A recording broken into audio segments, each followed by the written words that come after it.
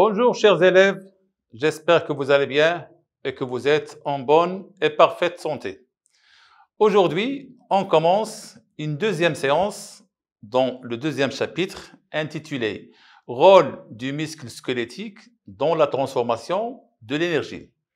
Mais avant, on débute par un petit rappel qui concerne la séance précédente. Donc, nous avons vu ensemble les phénomènes mécaniques de la contraction musculaire, à savoir la réponse du muscle suite à une excitation liminaire qui donne une secousse musculaire élémentaire, composée d'un temps de latence, un temps de contraction, un temps de relâchement et se caractérise aussi par une amplitude.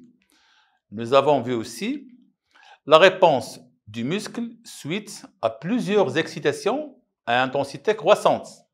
Et nous avons vu le phénomène de recrutement qui est expliqué par l'implication d'un nombre élevé et croissant de fibres dans la réponse suite à l'augmentation de l'intensité. Nous avons vu aussi la réponse du muscle suite à deux excitations identiques. Et on a vu le cas de la fusion partielle si l'excitation suivante parvient au temps du relâchement de la première. Et nous avons vu aussi une fusion qui est totale. C'est lorsque l'excitation suivante parvient au temps de la contraction de la première. Nous avons vu aussi la réponse du muscle à plusieurs excitations qui sont identiques, à savoir le tétanos imparfait si l'excitation suivante parvient au temps du relâchement de la précédente. Et nous avons vu aussi le cas du tétanos parfait si l'excitation suivante parvient au temps de contraction de la précédente. Et on a fini par la fatigue musculaire. Donc les manifestations de cette fatigue musculaire se traduisent par une baisse de la tension musculaire, donc c'est une baisse de la force musculaire, et l'augmentation du temps de la réponse mécanique. Aujourd'hui, on va voir les phénomènes qui accompagnent la contraction musculaire. Donc, vous savez bien que lors d'un exercice physique, le corps réchauffe. Donc, la contraction des muscles s'accompagne d'une production de chaleur, une production de la sueur. Donc, pas mal de phénomènes qui accompagnent la contraction musculaire.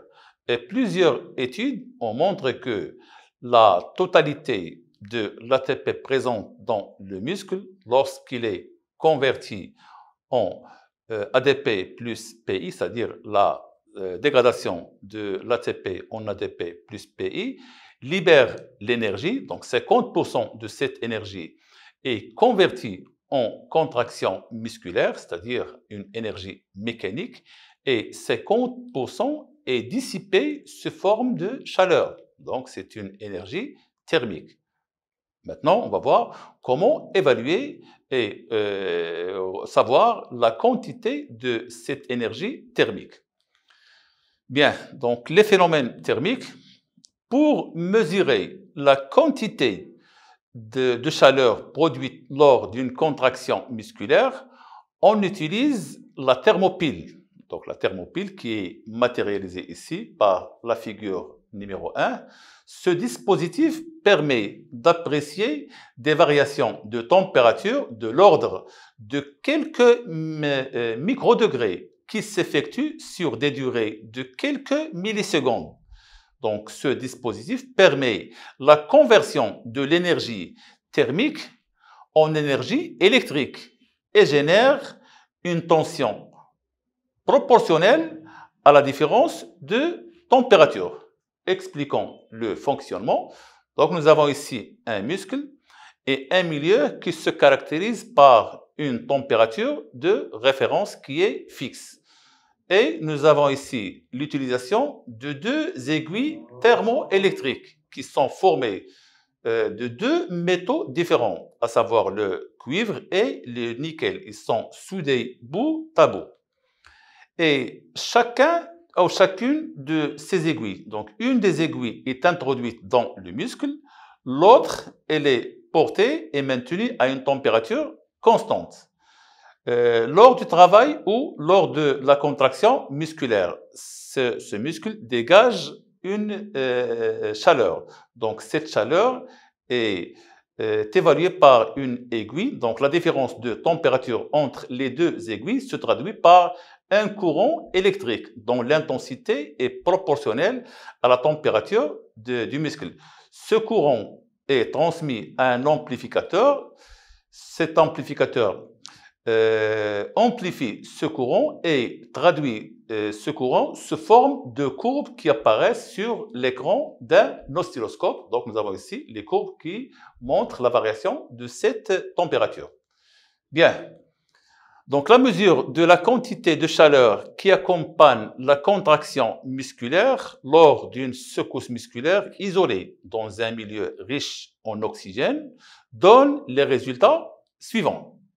Donc nous avons ici la réponse mécanique qui se traduit par l'augmentation de la tension du muscle et la diminution de cette tension. Donc cette courbe nous montre les trois composantes de la secousse musculaire qui sont le temps de latence, le temps de contraction et le temps de relâchement.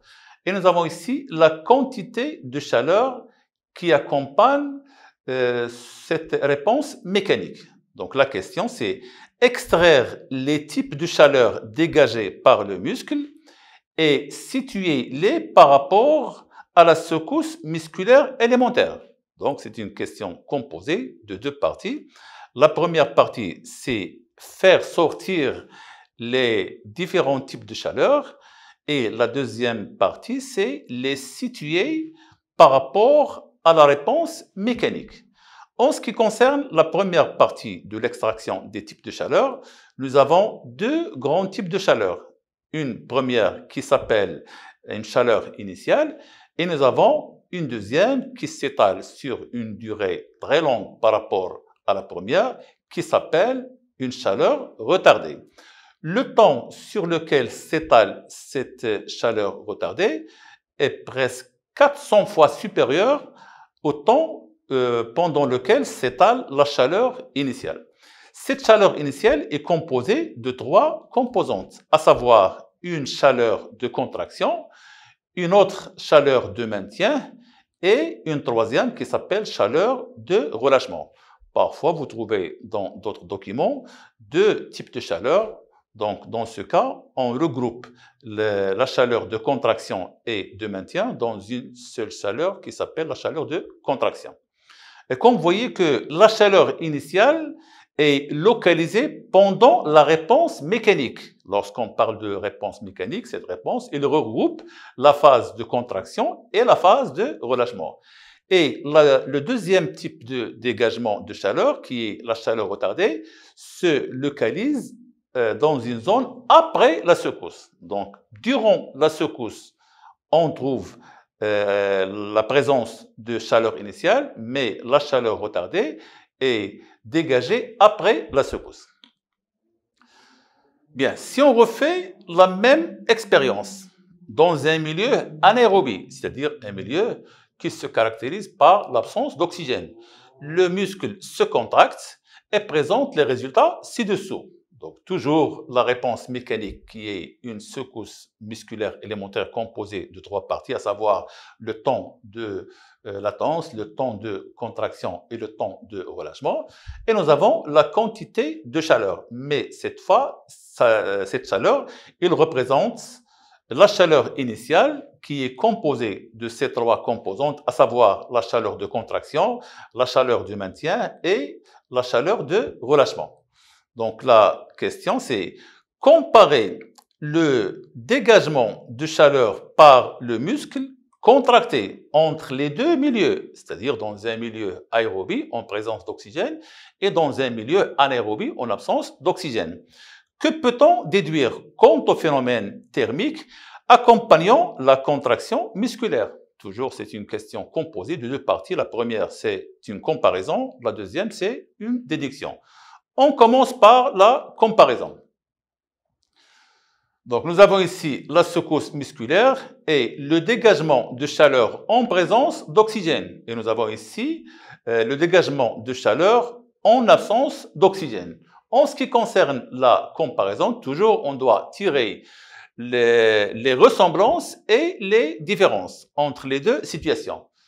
Pour les ressemblances, dans les deux cas, que ce soit en présence d'oxygène ou en absence d'oxygène, il y a un dégagement de chaleur. Donc, le muscle se contracte et dégage de la chaleur dans les deux cas. Donc, dans les deux cas, on a la réponse mécanique composée par les trois composantes qui sont le temps de latence, temps de contraction et temps de relâchement. Et nous avons aussi un dégagement de chaleur en présence ou en absence d'oxygène. Dans les deux cas, que ce soit en présence ou en absence, il y a ressemblance en ce qui concerne la première partie qui est la chaleur initiale. Donc, en absence ou en présence d'oxygène, le muscle contracté dégage la chaleur initiale avec ces trois composantes qui sont la chaleur de contraction, la chaleur de maintien et la chaleur de relâchement. Mais le muscle contracté dégage la chaleur retardée seulement en présence d'oxygène, c'est-à-dire au cas où on a l'absence d'oxygène, il y a absence de dégagement de la chaleur retardée. Dans le cas où le muscle est présent dans un milieu aérobie, c'est-à-dire en présence d'oxygène, il y a dégagement de cette chaleur qui est retardée. Pour la déduction, la contraction musculaire se déroule sans oxygène. Elle est accompagnée par différents types de réactions exergoniques. Qu'est-ce que ça veut dire, réaction exergonique? Donc, c'est un mot composé d'un préfixe exo et ergonique. Donc, exo veut dire à l'extérieur, ergonique veut dire énergie. Une réaction exergonique, c'est une réaction qui libère l'énergie sous forme de chaleur. Une réaction endergonique, c'est une réaction qui demande l'énergie ou demande la chaleur. Dans ce cas, on a des réactions exergoniques qui vont libérer la chaleur à l'extérieur du muscle, à savoir l'énergie, plutôt la chaleur primaire et la chaleur retardée. Bien, mais on a des réactions anaérobiques, c'est-à-dire des réactions qui ne demandent pas la présence d'oxygène, qui se déroulent lors de la contraction, en phase de contraction ou de relâchement. Dans cette zone-là, il y a un dégagement de la chaleur initiale, donc cette chaleur est indépendante de la présence ou l'absence d'oxygène. Elles sont, c'est-à-dire ces réactions, elles sont à l'origine de la chaleur initiale avec ses différentes composantes. Et nous avons aussi des réactions aérobiques, c'est-à-dire des réactions qui demandent la présence et la consommation d'oxygène, qui se déroulent après la contraction et qui sont à l'origine de la chaleur retardée. Donc la chaleur initiale est liée à des réactions qui se déroulent au niveau du muscle, qui n'ont pas besoin de consommation ou de présence d'oxygène, mais la chaleur retardée est reliée au phénomène qui demande la consommation d'oxygène. Passons maintenant aux phénomènes chimiques. Donc, pour les phénomènes chimiques, on essaie de prélever des échantillons du sang et on effectue des analyses. Donc, au niveau d'un muscle, à l'état du repos, on prend un échantillon de sang artériel, c'est-à-dire le sang qui entre dans le muscle.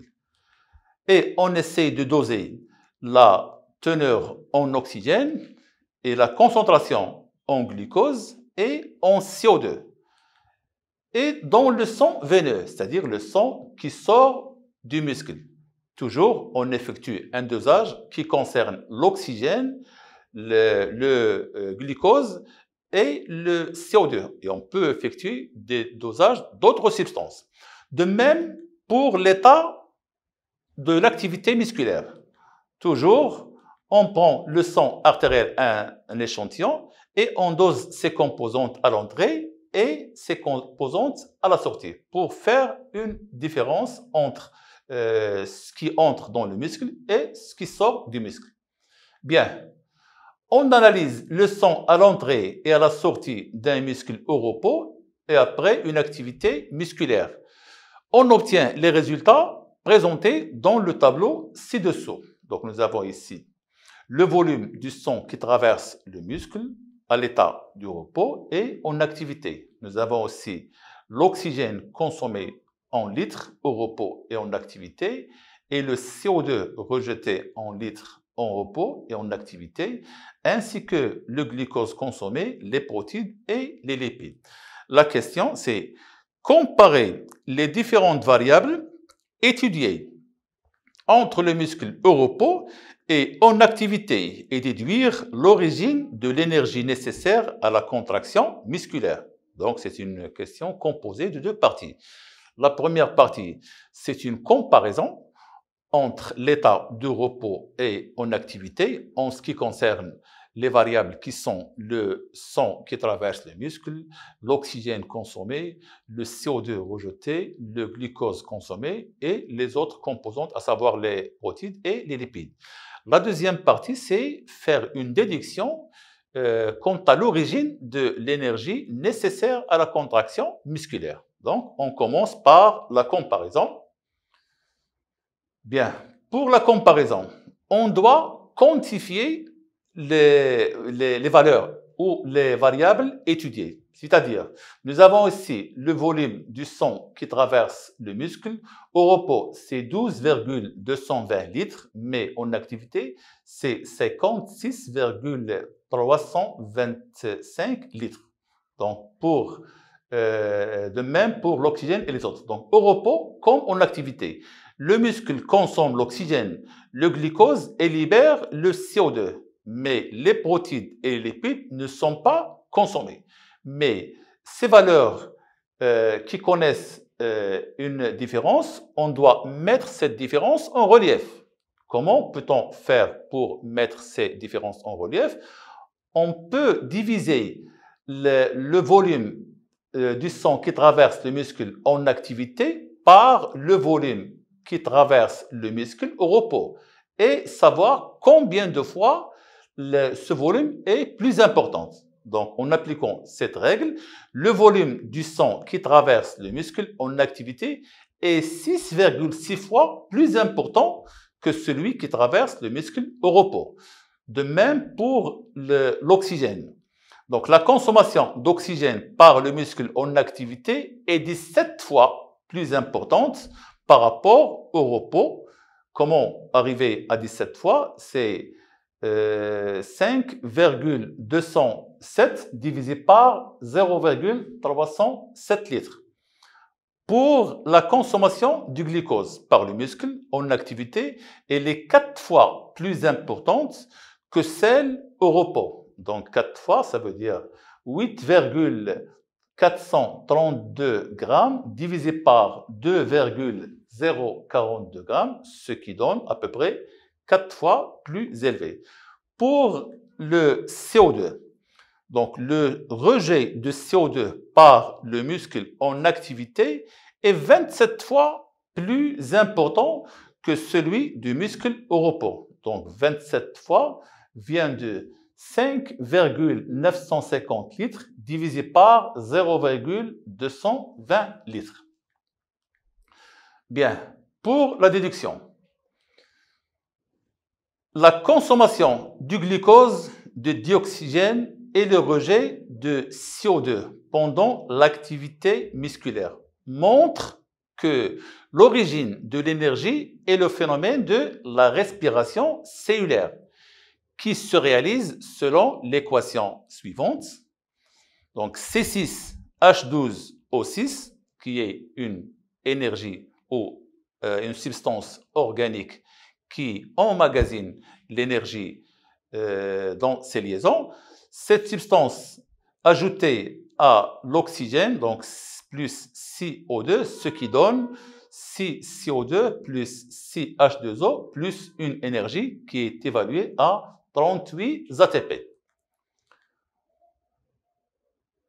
Donc, en absence de dioxygène, le muscle peut se contracter, mais si ces conditions persistent, c'est-à-dire en milieu anaérobie, il devient rapidement inexcitable et se charge d'acide lactique et ne montre que la chaleur initiale, c'est-à-dire l'absence de chaleur qui est retardée.